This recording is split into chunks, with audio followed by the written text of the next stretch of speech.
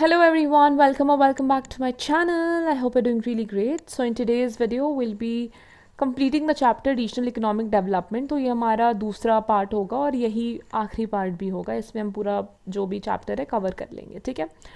So before getting into the video मैं आप लोगों से एक चीज़ कहना चाहती हूँ कि I have been really hustling and struggling a lot these days, क्योंकि मुझे आप लोगों के लिए वीडियोज़ लानी पड़ रही है. मैंने कुछ दिन पहले लाइक ऑलमोस्ट हाँ ज़्यादा दिन हुए नहीं है मुझे यूट्यूब पे वीडियोस डालते हुए. एक वीडियो मैंने बहुत स्टार्टिंग में डाला था, उसके बाद मैंने सोचा नहीं था कि मैं वीडियो डालूँगी. But thank you to all of you actually कि आप लोगों ने कमेंट्स डाले कि आपको वीडियोस चाहिए and then I got back to YouTube. I really want to thank each one of you for that. आपके कमेंट्स आज भी जो भी आप कमेंट्स करते हो it really really really motivates me. तो बस आपसे इतना ही रिक्वेस्ट है कि हमारा एक छोटा सा टारगेट है, माइलस्टोन, एक छोटा सा माइलस्टोन कि 500 सब्सक्राइबर्स तक हमें जाना है. So do share the video कि हम उस माइलस्टोन को अचीव कर पाए. That's all I want to say, because that in a way boosts my energy as well कि मैं आपके लिए वीडियो शूट करूँ. मैं एक दिन में 2-3 वीडियो शूट कर रही हूँ, फिर उसको एडिट कर रही हूँ एंड मतलब कोशिश कर रही हूँ कि उसी दिन आप तक पहुँचाऊँ. जैसे आज जब मैं ये वीडियो रिकॉर्ड कर रही हूँ, इट्स 2 Feb, 2 Feb. मैंने ऑलरेडी आज के दिन आपको 2 वीडियोज़ ऑलरेडी दे दिए हैं और मैं ये शूट कर रही हूँ ताकि ये भी मैं आप तक पहुँचाऊँ. So I am trying my best अपने एंड से एंड आई होप आप भी अपने एंड से वो एफर्ट्स दो. Share the video more and more and help me reach that milestone. ठीक है, लेट्स स्टार्ट. मैं वैसे भी ज़्यादा स्टार्टिंग में बोलती नहीं हूँ. So yes, let's get in the video. सो पिछले वीडियो में just a moment. Okay, so पिछले वीडियो में हमने छत्तीसगढ़ का माइनिंग देखा था. इस वीडियो में हम छत्तीसगढ़ के बाकी minerals, other minerals we'll be talking about कि बाकी कौन कौन से मिनरल्स हैं जो छत्तीसगढ़ में पाए जाते हैं. तो छत्तीसगढ़ में एक बहुत, रायपुर डिस्ट्रिक्ट जो है ना छत्तीसगढ़ का, जो कैपिटल है छत्तीसगढ़ का बेसिकली, वहाँ पे हमें एक मिनरल मिला है जिसका नाम है डायमोंडिटेरस किम्बरलाइट. ठीक है, और ऐसा कहा जाता है कि ये जो है फ्यूचर में डायमंड्स को प्रोड्यूस करेगी. मतलब इसको कुछ प्रोसेसिंग, केमिकल प्रोसेसिंग वगैरह करना होगा, उसके बाद केमिकल फिजिकल प्रोसेसेस अंडरगो करके फिर ये जो है डायमंड्स को राइज, मतलब डायमंड्स को will give rise to diamonds को बनाएगी. ठीक है, छत्तीसगढ़ में आपको गोल्ड बेसेस भी मिल जाएंगे, बेस मेटल्स के मेटल्स भी आपको मिल जाएंगे, deposits of gold, base metals, ये सब कुछ. और छत्तीसगढ़ वर्ल्ड में टॉप रैंक करता है because it is the largest kimberlite area. So kimberlite area सबसे ज़्यादा पूरे वर्ल्ड में छत्तीसगढ़ में ही है. अब हम देखेंगे सिल्क इंडस्ट्री. ठीक है, तो सिल्क इंडस्ट्री, मैं पहले सिल्क का इंडस्ट्री मतलब उसको एक्सप्लेन करने से पहले आप लोगों को ये बता दूं कि ये काफ़ी इंपॉर्टेंट टॉपिक है. It's very important exam perspective से. और उससे पहले मैं आपको एक और चीज़ बता दूं कि ये जो आपको यहाँ पे डायग्राम दिख रहा है ना, ये छत्तीसगढ़ की इमेज है. ठीक है, तो बस इसे देख लीजिएगा एक बार कि ये छत्तीसगढ़ की इमेज है. मैं इसकी मार्किंग्स को नहीं कह रही कि यहाँ पे उड़ीसा है, यहाँ पे वो सब देखने की ज़रूरत नहीं है. बस मैं ये बताना चाहती हूँ कि आप बस शेप को देख लीजिएगा कि छत्तीसगढ़ का शेप जो है वो ऐसा है. एग्ज़ाम में आने के हाई चांसेस होते हैं. ठीक है, बिकॉज छत्तीसगढ़ इस पूरे चैप्टर का ना एक बहुत इंपॉर्टेंट एस्पेक्ट है. तो क्वेश्चन जब भी इस चैप्टर से बनता है हाई प्रोबेबिलिटी होता है कि वो छत्तीसगढ़ पोर्शन से ही पूछेंगे. और कभी कभी पिक्चर आइडेंटिफिकेशन के थ्रू भी दे देते हैं वो क्वेश्चन. तो ये पिक्चर दे देंगे and you have to answer the question. तो बस देख लीजिएगा कि छत्तीसगढ़ का नक्शा है ये. ठीक है, तो silk is a fine strong soft and lustrous fibre obtained from silk worms. Silk worms thrive well.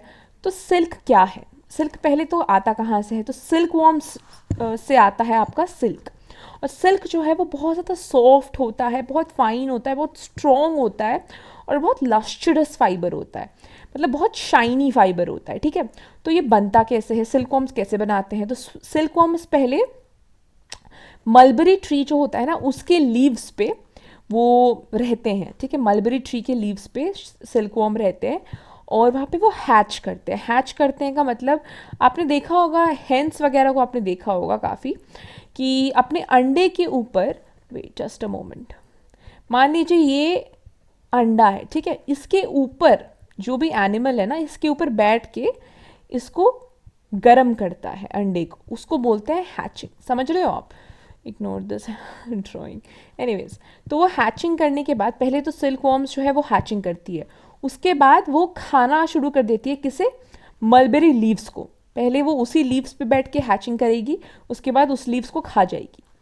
उसके बाद जब सिल्क वॉर्म्स फुल्ली ग्रो हो जाएगी, मतलब उसका ग्रोथ एकदम फुल हो जाएगा, तो सिल्क वॉर्म्स को फिर एक ट्रे में, एक बर्तन में, एक थाली टाइप में रखा जाता है। ट्रे का मतलब तो आप सभी को पता ही होगा, वहाँ रखा जाता है जहाँ पे वो कुकून्स बनाती है, स्पिन करती है कुकून्स। कुकून्स मतलब कुकून्स जो होता है ना, वो मैं आपको इमेज कैसे दिखाऊं, अभी गूगल खोलना पड़ेगा।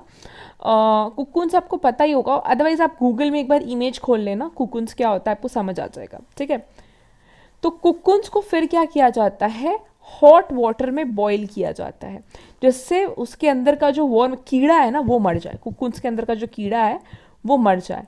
उसके बाद कुकुन जो है फाइनली सिल्क बना देता है, ठीक है, उससे बन जाता है सिल्क। और इस पूरे प्रोसेस को, मतलब सिल्क, ये जो पूरा सिल्क वॉर्म जिस तरह से सिल्क विल्क बना रहा है, इसको बोलते हैं सेरीकल्चर। और इसमें ये एक लेबर इंटेंसिव इंडस्ट्री है, मतलब इसमें लेबर लगता है जो सिलिकॉन को उठाएगा, फिर ट्रे में रखेगा, इन सब में लेबर वबेर तो लगता ही है। तो ये क्या, इससे क्या होता है, एम्प्लॉयमेंट भी प्रोवाइड करता है ये काफ़ी लोगों को। और ये ऐसा एक अच्छी चीज़ है कि आप इसको स्मॉल यूनिट्स में भी कर सकते हो, मतलब आप घर पे भी कर सकते हो एक्चुअली। तो इंडिविजुअल लेवल पे भी ये हो जाता है, तो इसका एक एडवांटेज ये भी है। और रूरल पॉपुलेशन में भी हो जाता है, और ज़्यादा मतलब आपको लेबर कॉस्ट भी उतना नहीं पड़ेगा, काफ़ी चीप होता है और उतना कुछ हेक्टिक भी नहीं होता है काम, ठीक है। Chhattisgarh produces about 2.56% of the total silk production in India. Fact है, एक्सप्लेन करने लायक कुछ नहीं है। This state is way behind Karnataka, Andhra Pradesh and West Bengal. इसका मतलब क्या हुआ कि छत्तीसगढ़ 2.56% टोटल सिल्क, पूरे इंडिया में जितना सिल्क प्रोड्यूस होता है उसमें का 2.56% छत्तीसगढ़ प्रोड्यूस करती है। लेकिन इससे ज़्यादा भी कुछ स्टेट्स करती हैं, जैसे कि कर्नाटका हो गया, आंध्र प्रदेश हो गया, वेस्ट बंगाल हो गया, ये एक्चुअली छत्तीसगढ़ से ज़्यादा सिल्क प्रोड्यूस करती है। और छत्तीसगढ़ में मेनली किस तरह का सिल्क पाया जाता है? तसार सिल्क। मतलब देखो, पूरे इंडिया के सिल्क प्रोडक्शन में से 2.56% छत्तीसगढ़ प्रोड्यूस करती है, ठीक है। और उसमें भी सबसे ज़्यादा कौन सा सिल्क पाया जाता है? तसार सिल्क। क्योंकि जितना सिल्क छत्तीसगढ़ प्रोड्यूस करती है उसमें से 97% तसार सिल्क ही होता है। अब तसार सिल्क आप बोलोगे कि भाई इसका वैरायटी क्यों होता है? हद है यार भैया, इसका वैरायटी भी होता है सिल्क का। हाँ होता है, आम का होता है कि नहीं? आम का होता है ना काफ़ी वैरायटी, वैसे ही सिल्क का भी होता है। और बाकी एक दो वैरायटी सिल्क के आपके मलबेरी है, एरी है, ठीक है। और most of the silk comes from Bastar, Bilaspur and Surguja districts. तो ये जो छत्तीसगढ़ के डिस्ट्रिक्ट्स हैं, यहाँ से ज़्यादातर सिल्क जो है वो इन्हीं 3 डिस्ट्रिक्ट से आता है। अब हम देखेंगे फार्मिंग, कि छत्तीसगढ़ में फार्मिंग कैसी होती है। तो एग्रीकल्चर होता है, ठीक है, वो 80% of the work force state में एग्रीकल्चर और एलाइड एक्टिविटीज़ ही है। खारिफ जो है वो मेन क्रॉपिंग सीजन है। खारिफ सीजन आपको पता है ना, खारिफ एंड रबी। रबी, खारिफ मतलब क्या, समर, है ना। और राइस प्रीडोमिनेंट है, ठीक है, मतलब राइस सबसे ज़्यादा उगता है यहाँ पे। बाकी क्रॉप्स जैसे मेज़, व्हीट, ग्राउंडनट, पल्सेस, ये सब भी उगता है, ठीक है। Horticulture crops are grown in an area of about 303.57 thousand hectares। तो वही सब है यहाँ पे, आपको मेजर क्रॉप्स जो छत्तीसगढ़ में प्रोड्यूस होता है यहाँ पे लिखा हुआ है। इट्स नॉट दैट इम्पॉर्टेंट, पर आप पढ़ सकते हो। अब हम देखेंगे राइस। छत्तीसगढ़ को राइस बोल ऑफ इंडिया भी कहते हैं, समझ रहे हो आप? राइस बोल ऑफ इंडिया कहते हैं छत्तीसगढ़ को। मतलब सोचो कितना ज़्यादा राइस का प्रोडक्शन होता है छत्तीसगढ़ में। और छत्तीसगढ़ बेसिन जो है, it is drain by Mahanadi and it tributaries, is the main rice producing region in the state. तो क्योंकि यहाँ पे छत्तीसगढ़ में सबसे ज़्यादा राइस प्रोड्यूस होता है, इसीलिए इसे राइस बोल ऑफ इंडिया भी कहते हैं। और छत्तीसगढ़ में आपका कौन सा रिवर फ्लो करता है? महानदी, और उसकी जो ट्रिब्यूटरीज है वो फ्लो करती है। छत्तीसगढ़ में टोटल एरिया कितना है जहाँ पे राइस उगाया जा सकता है, और उस एरिया में कितना ज़्यादा प्रोडक्शन होता है? मतलब समझो, मैं समझाती हूँ आपको। मान लीजिए ये आपका टोटल एरिया अलॉट, पहले तो मुझे इसका ये चेंज करना होगा, there is some issue with this, I just get okay anyways. ये अगर पूरा एरिया मान लीजिए ये छत्तीसगढ़ का ये एक एरिया है, ये राइस के प्रोडक्शन के लिए है कि बाबू भैया इस एरिया में जो है आप राइस को प्रोड्यूस कर सकते हो, ठीक है। तो ये एरिया छत्तीसगढ़ में कितना अलॉट हुआ है, 8.87। अब 8.87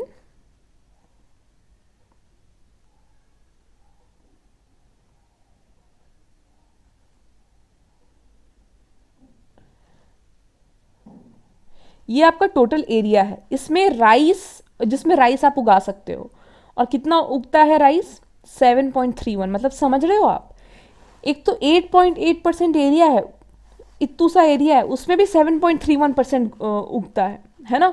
तो it's like a very big amount, समझ रहे हो आप, इतू सा एरिया नहीं है, अच्छा खासा एरिया है, नॉट इतू सा एरिया, ओके। तो वही है, तो वही चीज़ें यहाँ पे फिर दिया हुआ है आपका कि कितना केजी पर हेक्टर है। फैक्ट्स है ये सारे, आपको याद करने होंगे, इसमें मैं कुछ समझाने लायक तो ऐसा कुछ है नहीं, ठीक है। फिर आपके यहाँ पे वो मेन प्रोड्यूसिंग डिस्ट्रिक्ट्स कौन कौन से हैं, तो आपका दुर्ग है, रायगढ़ है, सुरगुजा है, 3 डिस्ट्रिक्ट्स आप याद कर लीजिए, बस 3 से ज़्यादा आपको करने की ज़रूरत नहीं है। अब हम आएंगे इलेक्ट्रॉनिक्स इंडस्ट्री इन बेंगलुरु।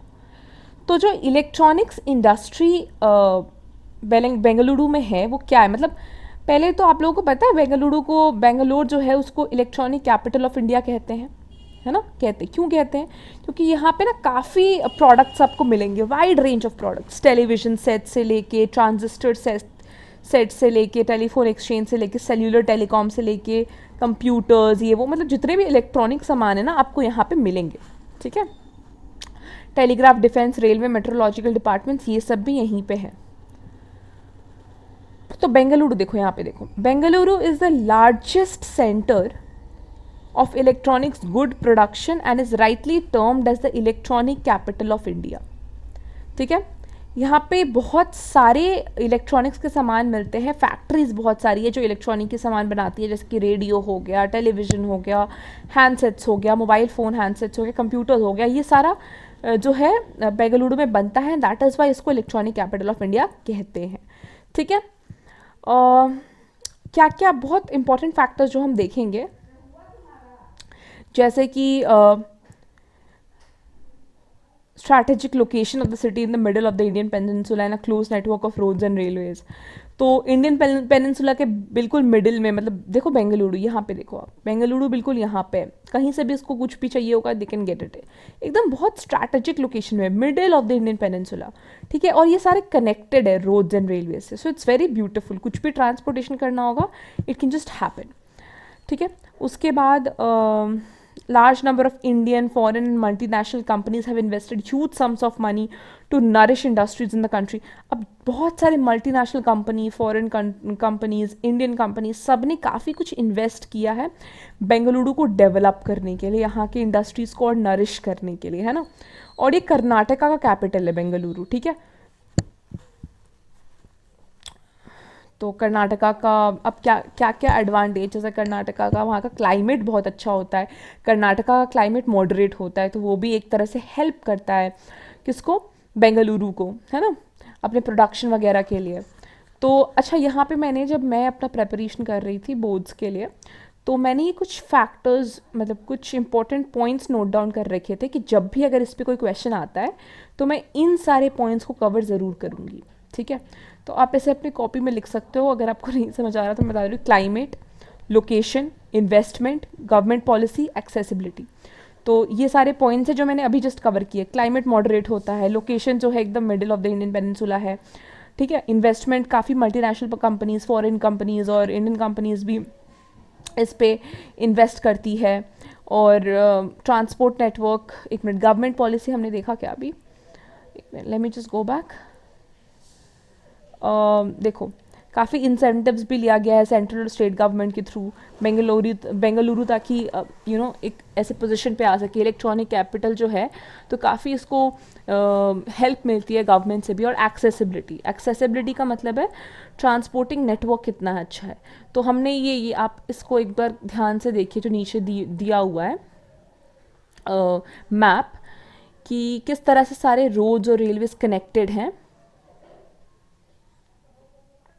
ठीक है। तो एक minute, just let me tell you all कि गवर्नमेंट पॉलिसीज क्या क्या है, ठीक है। तो वो मैं बता देती हूँ कि टैक्स बिजनेस के लिए टैक्स का देना गवर्नमेंट देती है बेंगलुरु को, और इंफ्रास्ट्रक्चर डेवलपमेंट प्रोजेक्ट के लिए भी काफ़ी हेल्प करती है, स्टार्टअप्स और एंटरप्रेन्योरशिप के लिए भी हेल्प करती है बेंगलुरु को, और आपको टेक्नोलॉजी और प्रोजेक्ट जो भी है ये सब के लिए काफ़ी टैक्स वैक्स और काफ़ी हेल्प करती है ना। तो वो सारे गवर्नमेंट पॉलिसी के अंडर आप लिख सकते हो। क्लाइमेट मॉडरेट होता है, उसको आप थोड़ा एक्सपैंड करके भी लिख सकते हो, ठीक है। तो मैंने आपको एक दो एक्स्ट्रा पॉइंट बता दिए ताकि आप जब एग्जाम में आंसर लिखो तो आपका आंसर फ्रूटफुल हो। अब growth of Haldia port has been developed to release congestion at the Kolkata port. अब हल्दिया पोर्ट को बनाया क्यों गया था? क्योंकि कोलकाता पोर्ट पे जब सारे शिप्स आके अपना सब कुछ रखते थे ना, मतलब जो भी वो एक्सपोर्ट करते थे या इम्पोर्ट करते थे, तो उस कोलकाता पोर्ट पे ही सब आता था। तो बहुत ज़्यादा कुछ आने लगा, तो बल्क क्रिएट हो गया कोलकाता पोर्ट में, तो सब कोलकाता पोर्ट में ही आ रहा था। इसीलिए वहाँ का प्रेशर कम करने के लिए हल्दिया पोर्ट को बनाया गया। हल्दिया पोर्ट कहाँ है? It is very very important. It is at the Confluence of reverse Hooghly and हल्दी, about 105 kilometre down stream from Kolkata. मतलब हुगली और हल्दी रिवर के कॉन्फ्लुएंस पे है वो। 105 kilometre down stream from Kolkata पे है। समझे आप लोग? अब कॉन्फ्लुएंस का मतलब तो पता ही होगा आप लोगों को, अगर नहीं पता है तो मैं बता देती हूँ, एक मिनट डायग्राम के थ्रू ही बता देती हूँ। मान लीजिए ये हुगली रिवर है, दिख रहा है आपको, और ये आपका ये आपका हल्दी रिवर है। तो ये जो मीटिंग पॉइंट है ना इनका, इसको बोलते हैं कॉन्फ्लुएंस। तो हल्दिया पोर्ट जो है वो यहीं पे लोकेटेड है। यहाँ पे हुगली रिवर, यहाँ पे हल्दी river. Alright, let me just erase this. Where is it? तो डाउनस्ट्रीम का मतलब आपको समझ आ गया, सॉरी, कॉन्फ्लुएंस का मतलब आपको समझ आ गया होगा। Let's move ahead. I am sure आपको डाउनस्ट्रीम का मतलब पता होगा। डाउनस्ट्रीम का मतलब नहीं पता है तो क्या ही बोलूँ मैं। डाउनस्ट्रीम वही होता है, मतलब कोलकाता के, हाउ टू एक्सप्लेन दैट, लोगों मैं ये भी आपको डायग्राम के थ्रू ही एक्सप्लेन करती हूँ। Just a moment. सो मान लो, अरे यार फिर से हो गया, I am so sorry for this. मान लो अगर ये आपका कोलकाता पोर्ट है, ठीक है, तो और यहाँ पे कोई रिवर फ्लो कर रही है, मान लो ये आपका हुगली रिवर ही फ्लो कर रही है, तो थोड़ा इसी रिवर के अलोंग में बट थोड़े दूर पे जो लोकेटेड होता है पोर्ट, उसको हम डाउन स्ट्रीम कहते हैं। मतलब मान लो यहाँ पे आपका फिर हल्दिया पोर्ट जो होगा वो लोकेटेड होगा। समझ रहे हो आप? Moving ahead.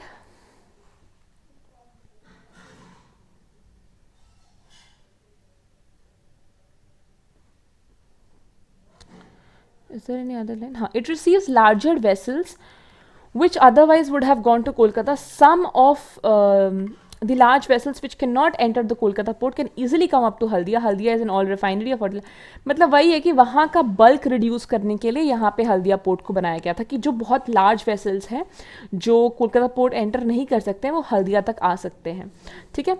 और हल्दिया में एक ऑयल रिफाइनरी है, फर्टिलाइज़र फैक्ट्री है, पेट्रोकेमिकल प्लांट भी है, और ये एक रेल लिंक भी फॉर्म करता है हल्दिया और खड़गपुर के बीच में। यहाँ पे आपका एक ट्रेड एरिया भी है क्योंकि यहाँ पे मिनरल ऑयल और पेट्रोलियम प्रोडक्ट्स का ट्रेड हो सकता है, ठीक है।